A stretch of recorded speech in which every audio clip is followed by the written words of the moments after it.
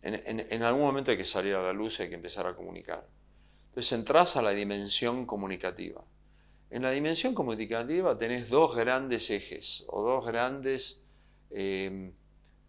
grandes canales de comunicación que son muy distintos los dos y que se manejan con reglas relativamente diferentes y que no somos tan conscientes de eso. Tenemos el lenguaje verbal por un lado y después lo que tenemos es el lenguaje sensorial por el otro, y el lenguaje sensorial está altamente dominado por lo que sería el lenguaje visual.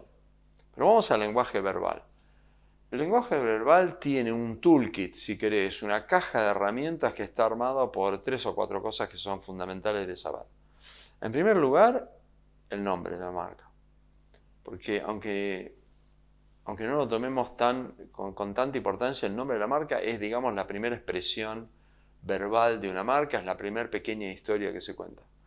Después lo que tenemos es el storytelling, o sea, la narrativa de la marca. O sea, ¿cuál es el cuento que cuenta la marca? Y ahí tenés una estructura muy específica del storytelling, que justamente esa historia específica fue descubierta, fue de alguna manera deconstruida por el personaje que hablábamos antes, por Joseph Campbell. Después lo que tenemos es el tono de voz, que está dado por las palabras que utilizás cuando empezás a hablar. Y para eso vamos a hablar luego de lo que sería el banco de palabras. ¿Ok? ¿Por qué es importante tener en cuenta esto? Porque el toolkit lo que te permite es que vos accedas rápidamente a elementos predeterminados.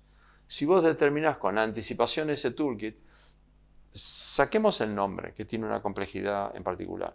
Pero si vos tenés claro cuál es el storytelling, si vos tenés claro cuáles son los mensajes claves, y si tenés claro cuál es el banco de palabras con el que tenés que manejar tu marca, cuál es el tono de voz que le van a dar ese banco de palabras a tu marca, tenés una gran ventaja competitiva, que es no tener que recurrir rápidamente a manotazos diciendo, bueno, ¿qué es lo que voy a decir ante esta situación? Porque la vida real de las marcas es 24/7, es un proceso que está siendo permanentemente respondido. Siempre tenés preguntas para responder.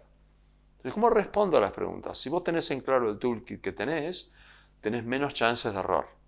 Entonces, ese toolkit, si vos lo armás bien, es realmente un capital que tenés de marca muy importante, que lo puedes ir cambiando, pero saber de antemano con qué jugadores vas a salir a la cancha, y la verdad que tenés menos posibilidad de error. Con lo cual, eso es lo bueno de armar el toolkit de tu estrategia verbal.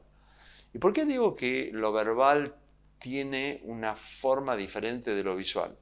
Porque lo verbal tenemos que pensar que es una construcción lineal. El lenguaje verbal es lineal. Y el proceso lógico que desarrollamos fundamentalmente en Occidente es un proceso lineal. A esto le sigue esto, le sigue esto, le sigue esto. Es como las frases o como las oraciones. A esta palabra le sigue esta, porque da este significado, porque se construye de esta forma, y así sucesivamente. Cuando vos hablas de un lenguaje verbal de marca, estás haciendo exactamente lo mismo. Estás construyendo a partir de una dimensión filosófica un relato que tiene que ver con una promesa, que tiene que ver con un determinado público, que tiene que ver con una determinada cultura, y así sucesivamente. Cada cosa que utilizas en el toolkit del lenguaje verbal de la marca, o lo que sería la dimensión expresiva verbal de la marca, tiene que tener que ver con alguna razón anterior, alguna razón estratégica anterior.